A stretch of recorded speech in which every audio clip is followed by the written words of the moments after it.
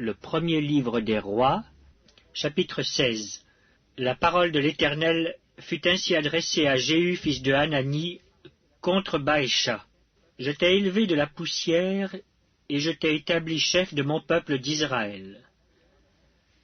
Mais parce que tu as marché dans la voie de Jéroboam, et que tu as fait pécher mon peuple d'Israël pour m'irriter par leurs péchés, voici, je vais balayer Baécha et sa maison, et je rendrai ta maison semblable à la maison de Jéroboam, fils de Nébat.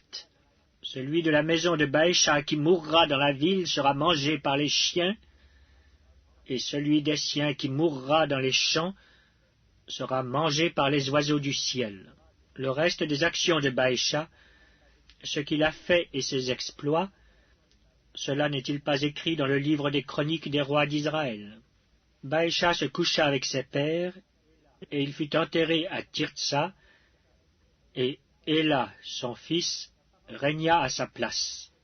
La parole de l'Éternel s'était manifestée par le prophète Jéhu, fils de Hanani, contre Baécha et contre sa maison, soit à cause de tout le mal qu'il avait fait sous les yeux de l'Éternel, en l'irritant par l'œuvre de ses mains et en devenant semblable à la maison de Jéroboam, soit parce qu'il avait frappé la maison de Jéroboam.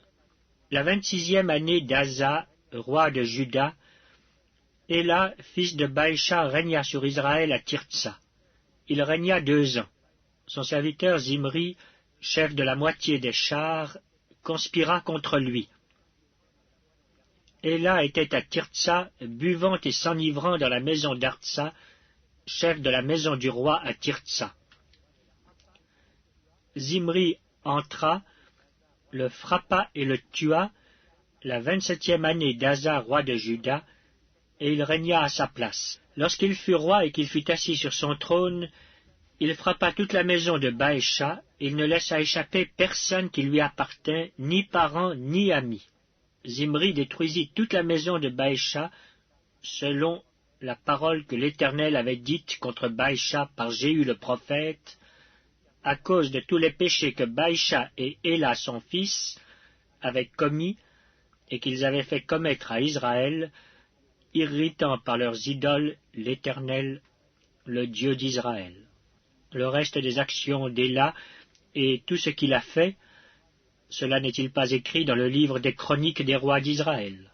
La 27e année d'Esa, roi de Juda, Zimri régna 7 jours à Tirtsa. Le peuple campait contre Gibéton qui appartenait aux Philistins.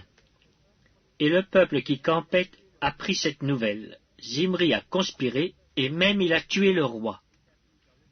Et ce jour-là, tout Israël établit dans le camp pour roi d'Israël Omri, chef de l'armée. Omri et tout Israël avec lui partirent de Gibéton, et ils assiégèrent Tirtsa. Zimri, voyant que la ville était prise, se retira dans le palais de la maison du roi, et brûla sur lui la maison du roi. C'est ainsi qu'il mourut à cause des péchés qu'il avait commis en faisant ce qui est mal aux yeux de l'Éternel, en marchant dans la voie de Jéroboam, et en se livrant aux péchés que Jéroboam avait commis pour faire pécher Israël. Le reste des actions de Zimri et la conspiration qu'il forma, cela n'est-il pas écrit dans le livre des chroniques des rois d'Israël? Alors le peuple d'Israël se divisa en 2 parties. Une moitié du peuple voulait faire roi Tibni, fils de Ginath, et l'autre moitié était pour Omri. Ceux qui suivaient Omri l'emportèrent sur ceux qui suivaient Tibni, fils de Ginath. Tibni mourut, et Omri régna. La 31e année d'Asa, roi de Juda, Omri régna sur Israël. Il régna 12 ans. Après avoir régné 6 ans à Tirtsa, il acheta de Shémer la montagne de Samarie pour 2 talents d'argent. Il bâtit sur la montagne, et il donna à la ville qu'il bâtit le nom de Samarie, d'après le nom de Shémer, seigneur de la montagne. Omri fit ce qui est mal aux yeux de l'Éternel, et il agit plus mal que tous ceux qui avaient été avant lui. Il marcha dans toute la voie de Jéroboam, fils de Nébat, et se livra au péché que Jéroboam avait fait commettre à Israël, irritant par leurs idoles l'Éternel, le Dieu d'Israël. Le reste des actions d'Omri, ce qu'il a fait et ses exploits, cela n'est-il pas écrit dans le livre des chroniques des rois d'Israël? Omri se coucha avec ses pères, et il fut enterré à Samarie. Et Akab, son fils, régna à sa place. Akab, fils d'Omri, régna sur Israël la 38e année d'Asa, roi de Juda. Akab, fils d'Omri, régna 22 ans sur Israël à Samarie. Akab, fils d'Omri, fit ce qui est mal aux yeux de l'Éternel, plus que tous ceux qui avaient été avant lui.